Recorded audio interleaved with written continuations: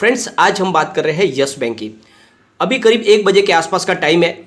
Yes bank के stock में मामूली तेजी बनी हुई है, लेकिन अच्छा खासा वॉल्यूम है, डिलीवरी बेस्ड काम भी अच्छा हो रहा है। लेकिन दूसरी तरफ बाजार रोलर कोस्टर बना हुआ है, कभी ऊपर जा रहा है तो कभी नीचे आ रहा है। एक तरफा माहौल नहीं बन पा रहा है, क्योंकि लोगों को डिसीजन लेने में बहुत ज़्यादा मुश्किल हो रही है। समझ में नहीं आ रहा है कि क्या किया जाए, क्या खरीदारी की जाए या फिर माल बेचा जाए, क्योंकि माहौल दोनों तरफ का बना हुआ है। और इसी का नतीजा है कि बैंकिंग शेयरों में भी माहौल गिरावट का बना हुआ है। प्राइवेट बैंकों के अंदर गिरावट है, लेकिन पीएसयू बैंक के अंदर करीब 1% की तेजी बनी हुई है।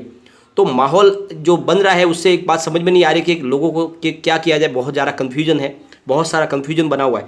और इसके बीच में यस बैंक से एक बड़ी अपडेट निकल कर आई है, तो हम जानने की कोशिश करेंगे कि इस न्यूज़ का क्या इफेक्ट पड़ने वाला है मौजूदा मैनेजमेंट पे यस बैंक के। और साथ में यस बैंक ने एक बहुत बड़ा निर्णय लिया है, तो वो निर्णय क्या है, उसका क्या परिणाम आगे जाके होने वाला है, और क्या यस बैंक में जो हमने निवेश किया है उसमें हमको प्रॉफिट मिल सकता है या फिर यहाँ पे हमें लॉस की संभावना बन रही है। और अगर हमने निवेश कर लिया है तो कितने समय तक इसको हमें होल्ड करके रखना है ताकि हमें जाके बहुत अच्छा रिटर्न मिल सके। तो सारी की सारी संभावनाएं तलाशेंगे इस वीडियो के माध्यम से। लेकिन फ्रेंड, उससे पहले अगर आप पहली बार हमारे चैनल पर आए तो चैनल को सब्सक्राइब कर दीजिए, एक बेल आइकॉन दबा दीजिए ताकि जब भी नया वीडियो बने पहला नोटिफिकेशन आपको मिले। वीडियो पसंद आए तो लाइक शेयर जरूर कीजिए।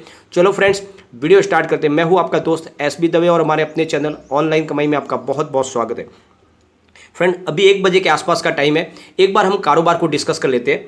आज यस बैंक का स्टॉक 13.85 पर ओपन हुआ, हाई बनाई 13.95 की, यानी बिल्कुल 14 के आसपास से फिर नीचे आया है। और लो इसने 13.70 का बनाया और अभी स्टॉक अपने ओपनिंग भाव के पास ही है, यानी 13.85 पर करीब 0.37% अप पर ट्रेड कर रहा है। अगर वॉल्यूम की बात करें तो अभी तक 1 बजे के आसपास बीएससी में 84,02,000 का वॉल्यूम हो चुका है और सामने 38,26,000 की डिलीवरी उठाई गई है और डिलीवरी का परसेंटेज 45.54% है, जो बहुत अच्छा है। एनएससी की बात कर लेते हैं। 3,70,60,000 का वॉल्यूम हो चुका है और सामने 1,67,81,000 की डिलीवरी उठाई गई है और डिलीवरी का परसेंटेज यहाँ पर भी 45.28% है, जो बहुत ही अच्छा है। करीब 50% के आसपास डिलीवरी बेस्ड काम हो रहा है। इससे बात समझ में आ रही है कि लोग वैल्यूएबल बाइंग कर रहे हैं, खरीदारी इसमें कर रहे हैं। बाजार के कारोबार की बात करें तो निफ्टी 50 में 15,744 पर करीब 0.18% गिरावट है और निफ्टी बैंक के अंदर भी 34,760 पर 0.04% अप पर है, यानी मामूली सी तेजी बनी हुई है निफ्टी बैंक के अंदर। निफ्टी पीएसयू बैंक में अच्छी तेजी है, यानी 2,504 पर करीब 1.03% की तेजी है और इसके पीछे वजह है सरकारी बैंकों का प्राइवेटाइजेशन होने की जो न्यूज़ निकल के आ रही है, उसका जो है बेनिफिट मिल रहा है इस पीएसयू बैंक के शेयरों को। साथ में प्राइवेट बैंक की बात करें तो 18,284 पर 0.13% डाउन है। यहाँ पर वहाँ गिरावट की माहौल बनी हुई है और इसी वजह से यस बैंक के शेयर में भी कोई अच्छी तेजी नहीं है और एक नेगेटिव न्यूज़ भी बनी हुई है और उसका वजह से यस बैंक के अंदर तेजी नहीं बन पा रही है। तो जो अपडेट निकल कर आई है वो है, सेट ने यस बैंक के सीईओ राणा कपूर पर 1 करोड़ रुपीज़ का जुर्माना और उनकी 2 फर्मों पर 50 लाख रुपीज़ का जुर्माना लगाया। जो 2021 में सेबी ने लगाया था उसको जुर्माने को उन्होंने बरकरार रखा है। अपने आदेश में कहा है कि ये जो कार्रवाई की गई थी सेबी के द्वारा, जो बिल्कुल सही है। यह जुर्माना yes capital India private limited और मॉर्गन क्रेडिट्स प्राइवेट लिमिटेड, जो यस बैंक की एक सब्सिडरी 2 कंपनियां हैं, इन पर भी लगाया गया है। और इनके ऊपर जो इल्ज़ाम लगाया गया यह है कि इन पर जरूरी सूचनाओं को छुपाने का आरोप लगा हुआ है और इसी वजह से यह जुर्माना लगाया गया है। सेबी ने सितंबर 2020 में राणा कपूर पर 1 करोड़ रुपीज़ और उनकी कंपनियों पर 50-50 लाख रुपए का जुर्माना लगाया था। मॉर्गन क्रेडिट्स, और यह जुर्माना लगाने की वजह थी मॉर्गन क्रेडिट्स के ट्रांजैक्शन की जानकारी को छुपाने की वजह से सेबी ने यह जुर्माना लगाया था। अब सेट ने 18 जून को अपने आदेश में कहा है कि जुर्माना सही लगाया गया। जो भी सेबी की तरफ से निर्णय लिया गया वो बिल्कुल सही है, क्योंकि मॉर्गन क्रेडिट्स के लेन देन पर राणा कपूर की पर्सनल गारंटी प्रस्तुत की थी और यह लेन देन निश्चित रूप से लिस्टेड कंपनी यस बैंक के कारोबार को प्रभावित करने की कोशिश थी और राणा कपूर का फर्ज था कि उसको सारे लेन देन की जानकारी सार्वजनिक करनी थी, लेकिन उन्होंने सबको गुमराह किया और इसलिए यह कार्रवाई जरूरी थी। लेकिन बात यह है कि इस कार्रवाई का मौजूदा यस बैंक से कोई लेना देना नहीं है। यह जुर्माना राणा कपूर के सीज प्रॉपर्टीज और उसके बैंक अकाउंट से वसूल किया जा सकता है। तो ये बात क्लियर है कि जो सेट की तरफ से आदेश आया है कि जुर्माना लगाया जाएगा राणा कपूर के ऊपर 1 करोड़ रुपीज़ का और उनकी सब्सिडरी कंपनियों के ऊपर 50-50 लाख रुपए का। तो बात यह है कि ये सारा मामला राणा कपूर का है, राणा कपूर का किया धरा है और ऑलरेडी यस बैंक डूब चुकी थी। फिर से रिजोल्यूशन प्लान को पास करके आरबीआई ने यस बैंक को इसकी बागडोर सौंपी। नया मैनेजमेंट प्रशांत कुमार ने इसका आगे बैंक को आगे बढ़ाया। तो जो रिकवरी होगी वो राणा कपूर से होगी। तो फिलहाल राणा कपूर के सारे बैंक अकाउंट सीज किए हुए, लॉकर भी सीज किए हुए, साथ में उनकी प्रॉपर्टी, तो जो उनका जो जुर्माना वसूल करना होगा वो सब राणा कपूर से होगा। तो मौजूदा मैनेजमेंट को इसमें से 1 रुपया चुकाने की ज़रूरत नहीं है, क्योंकि ऑलरेडी यस बैंक डूब चुकी थी और वहाँ से फिर से इसको दूसरे लोगों के पैसे लगा के इसको खड़ा किया गया, इसलिए इस मौजूदा मैनेजमेंट से इसका कोई लेना देना नहीं है।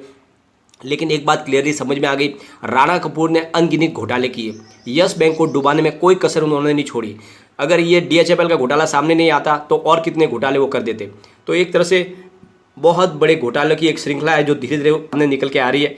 परंतु यस बैंक का जो मैनेजमेंट है वो अपनी तरफ से पूरी कोशिश कर रहा है यस बैंक को फिर से पटरी पे लाने की, लेकिन जो पुराने भूत बार बार जो निकल के आते हैं उसकी वजह से माहौल निगेटिव बन जाता है। लोगों को लगता है कि यस बैंक के अंदर घोटाला हो गया है, ऐसी हेडलाइन चलने लगती है कि यस बैंक के अंदर एक और बड़ा जुर्माना लगाया गया। अरे तो वो सब पुरानी बातें हैं, उनको नए सिरे से बार बार हाईलाइट करके कोई मतलब नहीं है उसका।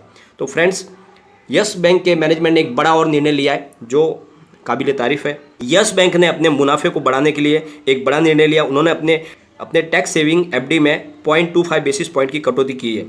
दूसरी प्राइवेट बैंकों ने भी करीब 0.25 से लेकर 0.50 बेसिस पॉइंट की कटौती की है, और इससे पहले नॉर्मल FD पर भी करीब 0.25 बेसिस पॉइंट की कटौती यस बैंक ने कर ली थी। लेकिन फिर भी प्राइवेट बैंकों में सबसे ज़्यादा फिलहाल FD पे इंटरेस्ट दे रही है यस बैंक, जो अच्छी बात है। यानी कटौती के बावजूद भी ये जो दे रहे हैं वो FD पे इंटरेस्ट अच्छा है, तो इनसे कस्टमर छूटने की बात जो है वो नहीं होगी। यानी ये बात अलग है, अगर इनकी जो FD से अगर दूसरी बैंकों की FD में इंटरेस्ट ज़्यादा होता तो कस्टमर वहाँ पे शिफ्ट हो सकते थे, लेकिन फिलहाल FD पे इंटरेस्ट अभी भी इनका ज़्यादा है दूसरी 2 बैंकों के साथ मिलके। तो यानी DCB बैंक, यस बैंक और RBL बैंक तीनों 6.50% दे रही है FD के ऊपर, और इंडसइंड बैंक और करूर वैश्य बैंक 6% का इंटरेस्ट रेट दे रही है। और उसके बाद में जो सरकारी बैंक है उसमें यूनियन बैंक 5.55% दे रही है, कैनरा बैंक 5.50% दे रही है, SBI 5.40% दे रही है, और बैंक ऑफ इंडिया और पंजाब नेशनल बैंक 5.30% दे रही है। तो सबसे अच्छा है इन 3 बैंकों का है DCB बैंक, RBL बैंक और यस बैंक का। तो कस्टमर बेस इनका टूटने की संभावना काफ़ी कम है, लेकिन फिर भी इनके मुनाफे में बढ़ोतरी होगी, क्योंकि 0.25 बेसिस पॉइंट की इन्होंने अब कटौती कर लिया तो इनको इंटरेस्ट कम चुकाना होगा। तो ये एक इनका फ़ायदा है और ये ज़रूरी भी है, क्योंकि पिछली बार इनके Q4 का रिजल्ट आया उसमें इनके मुनाफे में कमी हुई इंटरेस्ट की वजह से, क्योंकि काफ़ी ज़्यादा इन्होंने इंटरेस्ट लोगों को चुकाया। तो अब वो धीरे धीरे उसमें कटौती कर रहे हैं, जो एक अच्छा निर्णय है, और इस वजह से यस बैंक की सेहत में काफ़ी ज़्यादा सुधार आगे हो सकता है। परंतु एक बात क्लियरली आप समझ लो, अगर आपने यस बैंक में निवेश किया हुआ है तो आपको बिल्कुल लॉन्ग टर्म का नज़रिया रखना ही होगा। आने वाले 1 साल में आपको यस बैंक में कोई तेज़ी देखने को नहीं मिलेगी। भले इसकी प्राइस एक बार आपको 17-18 तक जाती हुई दिखाई दे या 20 भी हो जाए, फिर से इसमें गिरावट भी हो सकती है, क्योंकि फिलहाल इसको समय चाहिए। अभी सिर्फ 1 साल हुआ है इसको SBI के हाथ में सौंप के, बैंक को फिर से खड़ा होने में समय तो लगेगा। तो आपको कम से कम 2 साल का नजरिया लेके चलना होगा, तभी आपको प्रॉफिट मिल पाएगा, वरना कम समय में सिर्फ ये स्टॉक आपको एक ही जगह पे ट्रेड करता हुआ दिखाई देगा। हो सकता है इसमें थोड़ी और गिरावट भी हो जाए, फिर बढ़त हो जाए, परंतु फिलहाल जो इसका नजरिया शॉर्ट टर्म में अगर आपने इन्वेस्टमेंट किया है तो आप अपना इन्वेस्टमेंट कहीं और सुरक्षित जगह पर लगा दे। यस बैंक में अभी फिलहाल बड़ी तेजी नहीं बनेगी, लेकिन जब 2 साल तक अगर आप इसमें निवेश रखते हो तो आपको जबरदस्त रिटर्न मिल सकता है। जो मैनेजमेंट जिस तरह से कोशिश कर रहा है उससे लग रहा है कि आने वाले 2 साल में यस बैंक बहुत ज़्यादा मजबूत हो जाएगी, तो इसके शेयर में काफ़ी अच्छी बढ़ोतरी हो सकती है। इसकी प्राइस तब आपको 50 के पार जाती हुई दिखाई दे सकती है। तो आपको प्रॉफिट तभी मिलेगा जब आप कम से कम 2 साल के लिए अपना नजरिया रखेंगे, वरना यस बैंक में आपको प्रॉफिट नहीं मिल पाएगा। इस बात का आपको खास ध्यान रखना है, और बार बार इसमें आपको परेशान होने की जरूरत नहीं है। यस बैंक में अगर आपने निवेश कर लिया है तो बिल्कुल आपको प्रॉफिट बहुत अच्छा मिलेगा, परंतु आपको थोड़ा सा धैर्य के साथ में रुके रहना होगा। दूसरी बात फ्रेंड्स, अभी मार्केट में करेक्शन का दौर आने वाला है, हो सकता है 4 से 5 हज़ार पॉइंट का करेक्शन एक बार आ जाए।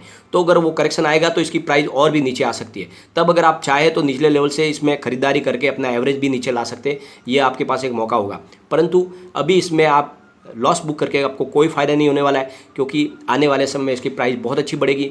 जिस तरह से NPA की रिकवरी लगातार हो रही है, यह स्टॉक बहुत ज़्यादा दौड़ने वाला है, और अभी बिल्कुल कम कीमत में मिल रहा है ये स्टॉक, इसलिए आने वाले समय में इसमें आपको मल्टी बैगर रिटर्न मिल सकता है। तो थोड़ा सा आपको धैर्य रखना होगा। लेकिन फ्रेंड, कोई भी इन्वेस्टमेंट करने से पहले अपने फाइनेंस एडवाइजर से एक बार एडवाइजर ले ले या अपना खुद का रिसर्च करें, क्योंकि मैंने वीडियो आपके एजुकेशन पर्पज़ के लिए ही बनाया है। वीडियो पसंद आए तो लाइक शेयर जरूर कीजिए और चैनल को सब्सक्राइब कर दीजिए। Thank you friend.